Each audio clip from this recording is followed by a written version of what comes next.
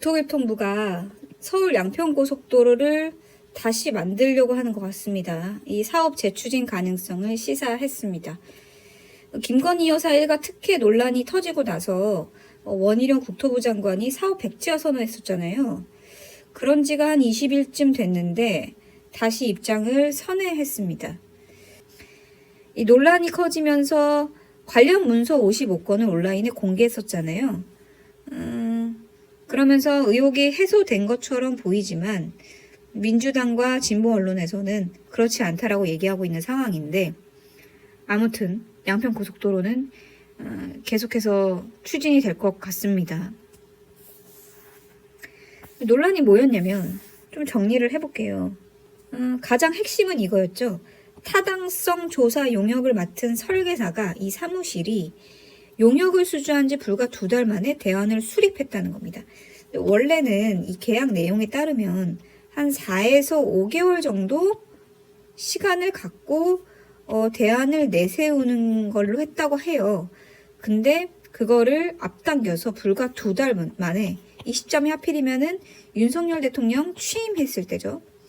그때 대안을 수립하고 국토부에 착수 보고를 했다고 합니다.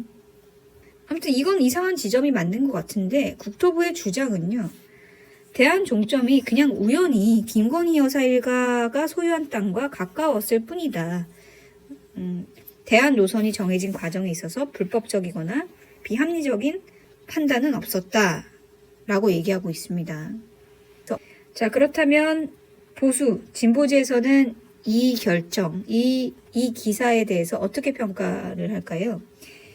먼저 조선일보입니다. 조선일보는 정부의 입장을 대변하고 있습니다. 제가 읽어드릴 기사는요, 25일 35면, 조선일보 35면, 문정부가 김 여사에게 특혜 주려고 고속도로 대안 검토했다는 건가? 입니다. 정부가 공개한 자료를 보자. 민간 설계 업체의 타당성 조사라든가 자문위 평가, 그다음에 그 밖에 정부 관련 기관들이 정부 일관되게 대안 검토가 필요하다라고 의견을 제시하지 않았냐.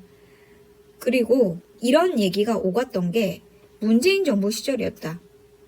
그러니까 문재인 정부가 그러면은 김 여사를 위해서 고속도로 대안을 검토했다는 거냐? 그건 말이 안 되지 않냐? 이런 얘기입니다. 그리고 또 하나, 이 업체 선정과 조사 활동이 대부분 문정부 때 이루어졌다는 거죠. 하지만 짚고 넘어갈 게 있어요. 하지만 정부가 공개한 이 자료는요, 대부분 대안이 필요하다, 대안 검토가 필요하다는 의견이 나왔을 뿐, 하필이면 강상면인지에 대해서는 잘 나오지 않았거든요.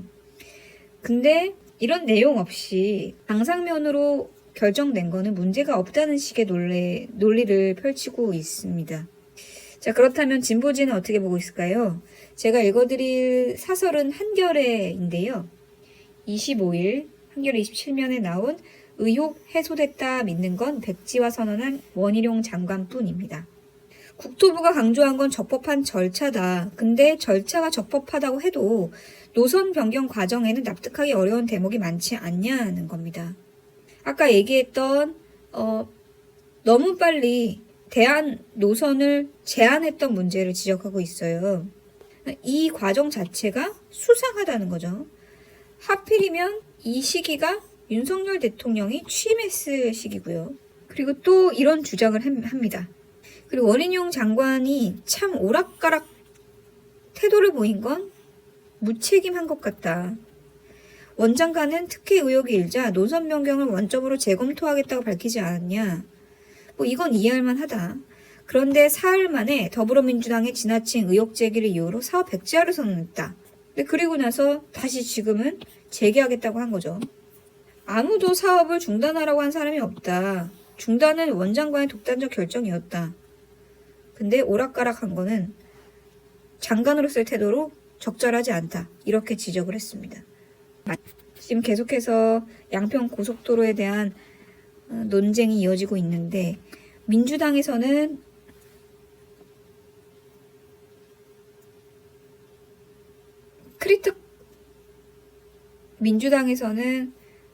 강력한 근거를 내세우지 못하고 있고, 국토부에서는 나름 해명을 하려고 하는 모습입니다.